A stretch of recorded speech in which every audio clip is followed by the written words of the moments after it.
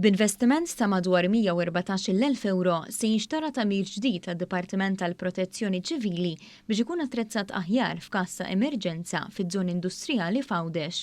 Dan permezz ta' ftehim bejn INDIS Malta u d-Dipartiment tal-Protezzjoni Ċivili f'Għawdex li se jkumplementa ftehim ieħor bejn iż-żewġ naħat biex tiżdied is-sigurtà fiż-żoni industrijali.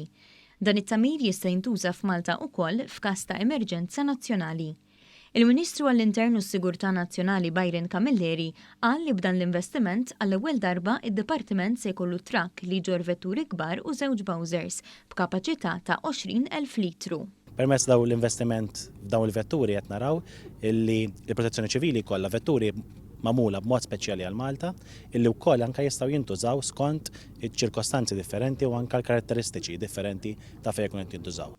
Il-Ministru għall-Għawdex Camilleri qal li dan l-investiment se jindirizza tkabbir fl-ekonomija wċija li jġib miegħu diversi bżonnijiet. Dawn l-aħħar snin komplejna ninvestu fiż-żona industrijali, komplew jiftħu aktar negozji hemmhekk u għaldaqstant rridu wkoll issa nippreparaw ruħna b'aktar equipment sabiex is-saħħa u s-sigurtà f'dawn il-post ikun assigurat.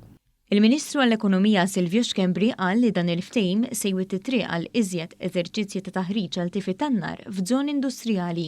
Bħala Ministeru rridu naraw li l-protezzjoni u l-assigurazzjoni wkoll u l-postijiet tax-xogħol dan il-każ fiż-żoni industrijali jkunu sikuri għal ħaddiema u anke għall-istess operat.